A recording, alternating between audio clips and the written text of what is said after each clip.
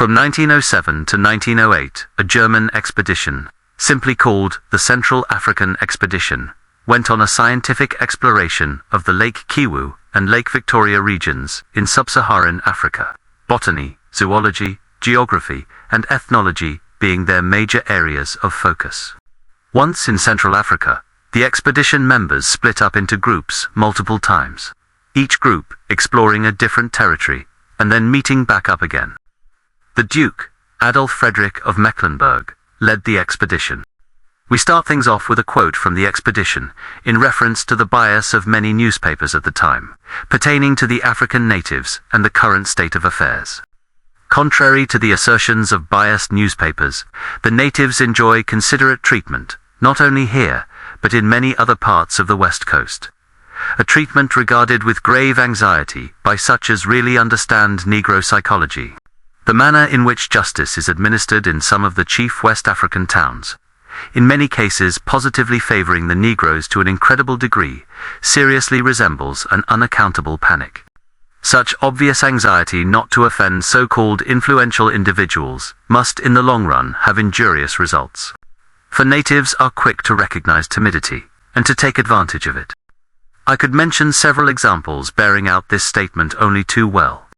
Every traveler should consider it his duty to call attention to the need of just but stern government." End quote. Dr. Schubertz, one of the expedition members, talks about his experience in Africa and how the armchair humanitarians, so to speak, knew nothing about the natives or conditions in Africa. "I felt embittered against the red tapists who sit in their comfortable offices and preach humanity. I wished they could spend a few days traveling in this country, left to their own devices, and obliged to procure bearers as well as food for themselves and their men. They would very soon discard all their politeness and humanitarian ideas, which the very natives despise. Might is right must be the motto of every intending colonist. 100 times have I learned this by bitter experience.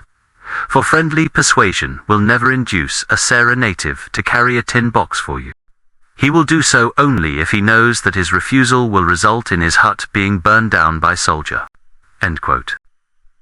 Adolphus Frederick wrote that in between the Ubangi River and Lake Chad, it was very difficult to procure carriers, the soldiers being sent out to recruit them, oftentimes being killed and eaten.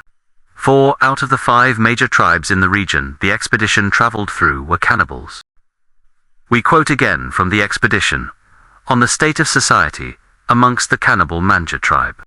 "Everyone fends for himself, for there is no court of justice, and consequently, the blood feud plays an important role. Poison or fire trials are employed in order to detect crime.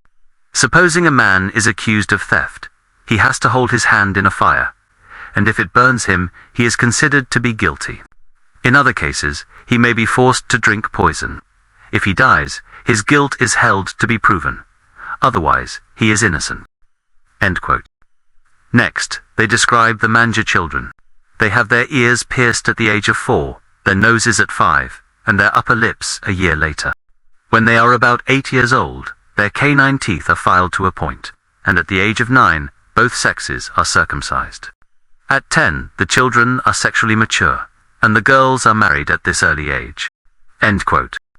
While on this expedition, Frederick and company came across the Sultan of Gulfay, named Jagara, who thought nothing of decapitating his subjects and cutting off their arms. Frederick is here quoted on the slave trade that still persisted in Africa at the time. The slave trade still flourishes in the interior of Baguia. It is true that there are no longer organized slave hunts for adults, but children are secretly kidnapped and find a ready sale. So far, all efforts to stop this traffic have failed. The late Sultan Sanusi of Darkuti is said to have kidnapped hundreds of slaves every year. At first, he laughed at the prohibition of the government because the station garrison consisted of only 4 men, besides the lieutenant in charge. But the latter was resolute and bad. The Sultan chose between obedience and war, warning him that the murder of the weak garrison would result in his own downfall, for a punitive expedition would inevitably follow. Sanusi had the sense to submit. Every year Melfi is visited by crowds of pilgrims on their way to Mecca. In 1909 there were over 3,000, out of which only 80 were men. the remainder being women and children. These by no means shared in the pious ardor of their male companions, but were apparently taken simply for their commercial value, the money obtained by their sale being required to purchase provisions for the journey. The French government intervened, forbidding this barbarous plan, and allowed each man to take with him only one woman. The remainder were left on the hands of the French, and as they had no money for the return journey, were obliged to settle in Melfi. End quote. The Banzaris and Burakas tribes were noticed to have been carrying on an active slave trade. The expedition came across the Nsakara tribe, ruled at the time by Sultan Labasu, his name meaning man of war. Labasu and his people were waging war against the Bubu tribe, largely to procure slaves for labor and other captives to be eaten. Quoting from Captain Viz and Kaiserswaldau of the expedition on Labasu's residence. Labasu's residence, which I visited every day, comprises about 500 round huts, guarded by most of the inmates belong to the Sultan's harem, for he has married about 1,200 wives belonging to many different tribes. End quote. Viz and Kaiserswalder are here quoted again, this time on the reasons behind the slow increase of population in Africa, particularly what they observed among the principal cause is cannibalism, which requires numerous sacrifices every year, so that the most trivial offenses are punishable with death, the victims being killed and eaten. Rich people can buy a pardon, so this barbarous custom takes its toll chiefly from the slaves and women. When a freeborn native dies, many slaves are sacrificed, the number varying with the rank of the deceased. The Sultan and his subordinate sultans take most of the women for themselves, so that the remaining men have not many opportunities of marrying. Illegitimate children are killed, together with the mother and father, if the rightful husband so desires. When a free man dies, his favorite wives are strangled and buried with him. Many wives and slaves commit suicide as soon as they see that their lord and master is at the point of death. On the death of a free woman, several slave girls are buried in her grave, whatever the rank of her husband. Only slaves or prisoners are buried alone. I have often asked what will happen when Sultan Labasu himself dies. Will all his 1,200 wives be strangled and buried with him, and the same number of slaves be sacrificed? Surely, that would be too sanguinary a funeral, and would hardly be permitted by the French authorities. The answer I received was that the Sultan's death would be kept secret, and his body conveyed to the interior, so that the ceremonies due to the dead sovereign could be carried out without let or hindrance. All the wives would not necessarily be sacrificed, only those who had been his favorites. Under such appalling circumstances, it is hardly to be wondered at that the Nasakaras do not increase in numbers. But it is strange that these children of nature should do more to destroy life than to prolong it. Of course, the French government does its best to stamp out these dreadful practices, but with little success excepting close to the river, where European influence is paramount. The Sultan himself places every possible obstacle in the way of progress, for he is strongly opposed to all innovations. The Benji men have unlimited influence, both in the Sultan's court and throughout the kingdom, for to them are entrusted the functions of magistrates. When a native is accused of a misdemeanor, his guilt or innocence is established by means of the poisoned Benji drink. If he falls down unconscious, he is held to be guilty, and unless his relatives can pay a considerable sum as a ransom, he is put to death. The Benji man can of course influence the verdict by making the draft more or less poisonous. In this way, hundreds of men are sacrificed every year. For a more trivial fault, the prisoner is punished by the loss of the whole or part of his possessions, which are confiscated by the Sultan. If he is destitute, he is condemned to a kind of penal servitude. A thief is always punished by having his ears cut off. The Nasakaras are very liberal in their choice of wives, and only the nearest relationship is considered an impediment to marriage. Often a man marries his niece, and women captured in war or taken in exchange are adopted as wives. Marriage is a mere matter of business. A man's wealth is estimated by the number of his wives, whose price varies not only with the rank of the buyer, but also with that of the father-in-law. The Nasakaras know very well that the government would take steps to punish them if they were to attack a European. Why should they therefore go in search of trouble when there are plenty of people available whom they can sacrifice with impunity?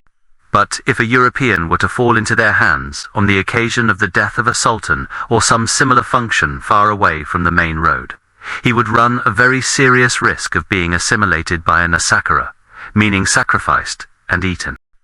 End quote. In the following quote, the conquering and absorption of one cannibal tribe into another is described. Their favorite food was elephant, rock badger, white ants, and especially human flesh. Any member of another tribe who ventured to near their mountainous dwellings fell a victim to cannibalism. When the Asandes conquered the country, the Pambias sank to the position of laborers. The invaders took away their land and their wives and impressed their manners and customs, as well as their language, on the conquered race.